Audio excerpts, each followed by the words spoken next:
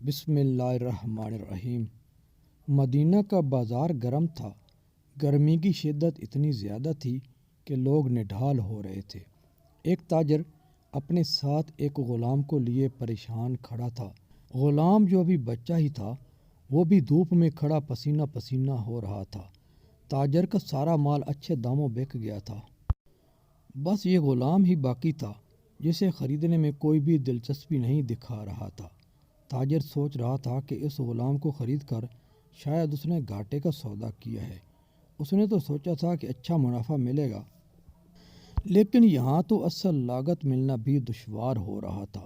اس نے سوچ لیا تھا کہ اب اگر یہ غلام پوری قیمت پر بھی بکا تو وہ اسے فوراً بیچ دے گا۔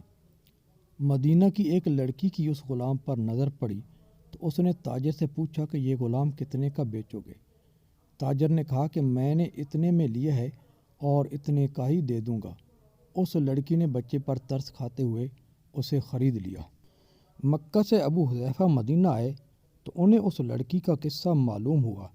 لڑکی کی رحم دلی سے متاثر ہو کر انہوں نے اس کے لیے نکاح کا پیغام بھیجا جو قبول کر لیا گیا۔ یوں واپسی پر وہ لڑکی جس کا نام ثبیتہ بن بعار تھا ان کی بیوی بن کر ان کے ہمراہ تھی، اور وہ غلام بھی مالکن کے ساتھ مکہ پہنچ گیا۔ ابو حذیفہ مکہ آ کر اپنے پرانے دوست عثمان بن عفان سے ملے تو انہیں کچھ بدلا ہوا پایا اور ان کے رویے میں سرد مہری محسوس کی۔ انہوں نے اپنے دوست سے استفسار کیا کہ عثمان یہ سرد مہری کیوں؟ تو عثمان بن عفان نے جواب دیا کہ میں نے اسلام قبول کر لیا ہے اور تم ابھی تک مسلمان نہیں ہوئے، تو اب ہماری دوستی کیسے چل سکتی ہے؟ ابو حذیفہ نے کہا تو پھر مجھے بھی محمد صلی اللہ علیہ وسلم کے پاس لے چلو اور اس اسلام میں داخل کر دو جسے تم قبول کر چکے ہو۔ چنانچہ حضرت عثمان رضی اللہ تعالیٰ عنہ نے انہیں نبی کریم صلی اللہ علیہ وسلم کی خدمت میں پیش کیا اور وہ کلمہ پڑھ کر دائرہ اسلام میں داخل ہو گئے۔ گھر آ کر انہوں نے اپنی بیوی اور غلام کو اپنے مسلمان ہونے کا بتایا تو ان دونوں نے بھی کلمہ پڑھ لیا۔ حضرت ابو حذیفہ رضی اللہ تعالیٰ عنہ نے اس غلام سے کہا کہ چونکہ تم بھی مسلمان ہو گئے ہو اس لیے میں اب تمہیں غلام نہیں رکھ سکتا، لہذا میری طرف سے اب تم آزاد ہو۔ غلام نے کہا آقا میرا اب اس دنیا میں آپ دونوں کے سوا کوئی نہیں ہے، آپ نے مجھے آزاد کر دیا تو میں کہاں جاؤں گا؟ حضرت ابو حذیفہ رضی اللہ تعالیٰ عنہ نے اس غلام کو اپنا بیٹا بنا لیا اور اپنے پاس ہی رکھ لیا۔ غلام نے قرآن پاک سیکھنا شروع کر دیا اور کچھ ہی دنوں میں بہت سا قرآن کریم یاد کر لیا، اور وہ جب قرآن پڑھتے تو بہت خوبصورت لہجے میں پڑھتے۔ ہجرت کے وقت نبی کریم صلی اللہ علیہ وسلم سے پہلے جن صحابہ نے مدینہ کی طرف ہجرت کی ان میں حضرت عمر رضی اللہ تعالیٰ عنہ کے ساتھ حضرت ابو حذیفہ رضی اللہ عنہ اور ان کا یہ لے پالک بیٹا بھی تھا۔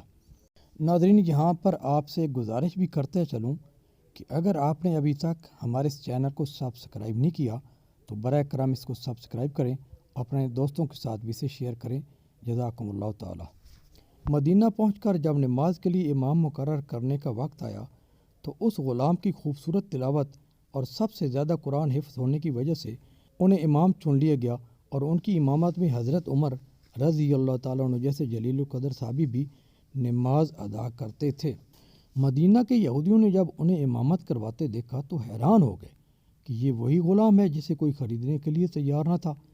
آج دیکھو کتنی عزت ملی کہ مسلمانوں کا امام بنا ہوا ہے۔ اللہ پاک نے انہیں اس قدر خوشگلو بنایا تھا کہ جب آیات قرآنی تلاوت فرماتے تو لوگوں پر ایک محویت طاری ہو جاتی اور راہگیر ٹھٹک کر سننے لگتے۔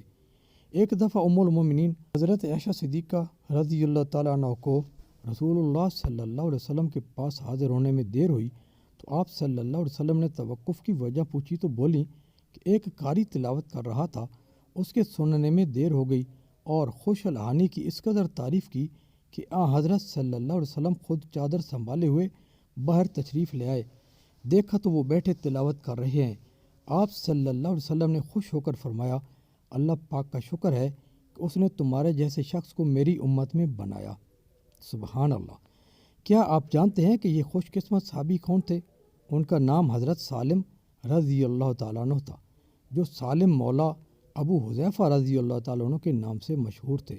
انہوں نے جنگ موطا میں جام شہادت نوش فرمایا۔ اللہ کی کروڑ رحمتیں نازل ہوں ان پر۔ سبحان اللہ، کیا شان ہے صحابہ کرام رضوان اللہ علیہ مجمعین کی۔